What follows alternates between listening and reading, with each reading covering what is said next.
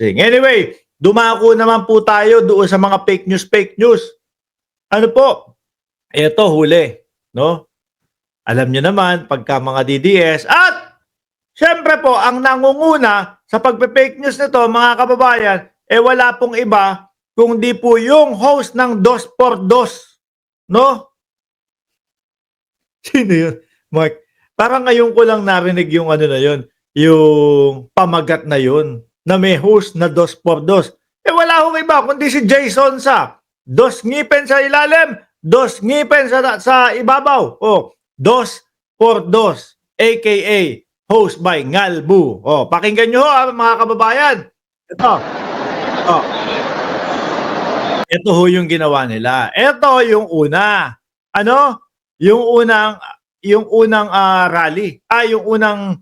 Yung una po na nasa kaliwa, edited po, yung nakasulat na fake. No, bakit po? Yung nagtatalumpati po o nagtatalumpati ang ating Pangulong Bongbong Marcos, mga kababayan, doon sa mga campaign rally po nila. Aba, ang ginawa nila, pinatungan ho ng mga sumisigaw na DDS o ng sumisigaw ng Duterte. Para ho mga bossing, ay, para po ipamuka sa mamamayang Pilipino na binabastos po sa Davao ang ating Pangulo. Naku kahapon fake. Isa din ako fake news. Bakit to? Kasi sabi ko 30 mil, 40 mil yung mga dumalo doon. Yung ibang mga vlogger, yung mga nakita ko, yung mga talagang sabi nila 60 to 70,000 ang dumalo kay Pangulong Bongbong Marcos kasama yung kanyang senatorial slate sa Davao. Ang Davao po, mga kababayan, ay ang sinasabi nilang baluarte ng mga Duterte. Kaso ho, mukhang mawawala na, no? Mukhang palayo na ng palayo po ang Davao sa mga Duterte. Bakit to? Hindi naman ho pupunta yung mga yan. Kung hindi sila sumusuporta kay Pangulong Bongbong Marcos. Tayo ho sa panahon na to, mga kababayan, no? Lalong-lalo na tayong mga mahihilig sa politika. Meron tayong mga naku, kahit pa nandiyan si Andrew hindi ko pupuntahan yan. Baka makadagdag pa ako sa bilang ng mga yan. No? At masabi pang madami ang pumupunta sa kanila. Ganun ho yung sinasabi natin, di ba? Ma'am Maritel T o Chris Ignacio. Di ba? Hindi ako pupunta dyan. Kahit idol ko at gusto kong mapanood si Andrew hindi ko pupuntahan niya kasi baka mabilang ako dyan sa dadalo sa kanila o dumalo sa kanila. Ganyan. Di ba?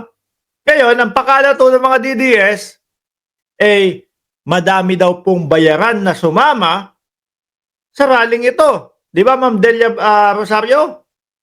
Yun ang pakalat nila, mga bossing. Wala hong maniwala sa kanila.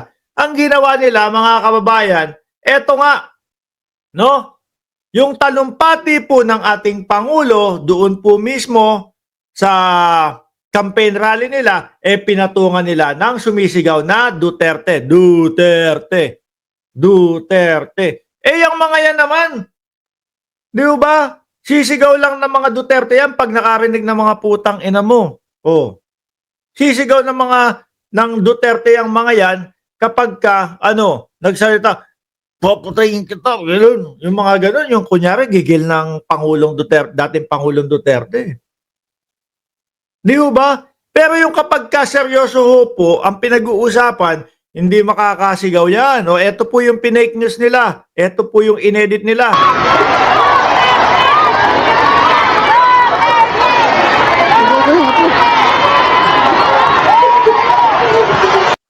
Yung mga ganitong gawain ho, mga kababayan, ay nako. Kaawa-awa. Nakakahiya. Tapos yan yung ipapalabas mo doon sa sa mga umiidolo sa iyo, doon sa mga manonood mo, fake news. Ayan po, kung isusumpo natin yan, mga kababayan, shiner po yan ni Ngalbu, no? Ni Boss Dos por Dos.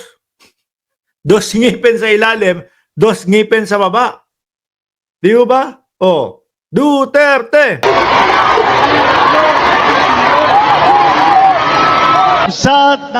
Tapos nilagyan na sa ilalim, dead makunwari sa sigaw ng tao. O talaga, gustong pa ipamukha nila na ang Davao ay sa Duterte pa din.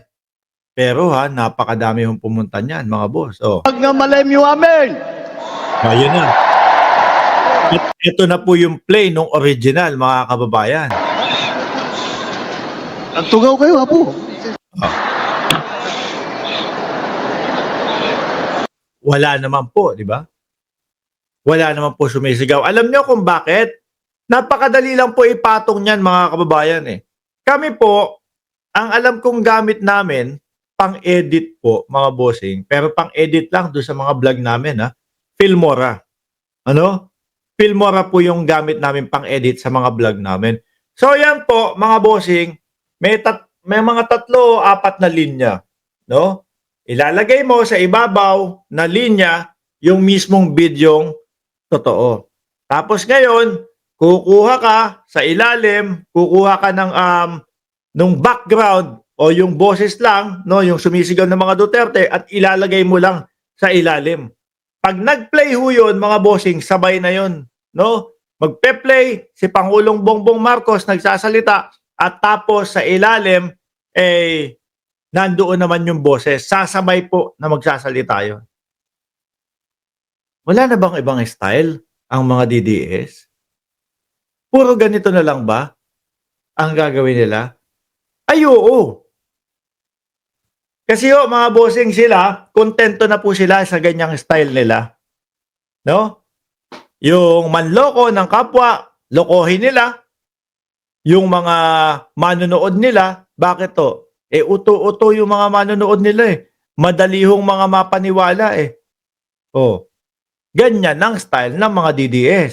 Kung bakit po yung mga content creator nila, mga bossing, patuloy lang gumagawa ng ganyan kasi patuloy lang po na nagpapauto yung mga DDS supporter. No? Yung mga DDS supporter na painan mo, bumabatak ang ating Pangulo. Wala nang tanong-tanong niya, ay bumabatak daw yung Pangulo, sabi ng vlogger na yun. Okay na yun. No, kalat natin. Sirain na natin si Bongbong Marcos. Ganun ho sila, mga kababayan. Nakakahiya po yun. Ano, tapos mahuhuli. Ay, etong mga to nagpapakalat, no? Para masira lang po ang gobyerno ng Pilipinas. Para masira si Pangulong Bongbong Marcos. Isa po yan sa dahilan, mga boss, Chief Amo, sir, kung bakit po nagpapatawag ang ating Kongreso doon sa mga vloggers. Ano po?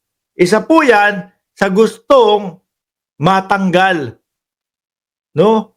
Yung panggugunggong sa mga manonood, mga kababayan. Kawawa po yung mamamayang Pilipino. Pinapainan nila, binibigyan nila o pinipid nila, no? O pinipid nila nung mga maling impormasyon. Tapos, babanat po, pupunta po dito sa channel natin. Ano gagawin? Sasabihin, fake news ka, Mark Ramos. Sumisigaw ng Duterte yung mga nandun. Tapos, ito yung, dahil dito po sa bidyong pinapakalat nila.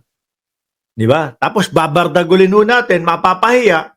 O, ayun. Wala na. Iiyakan na.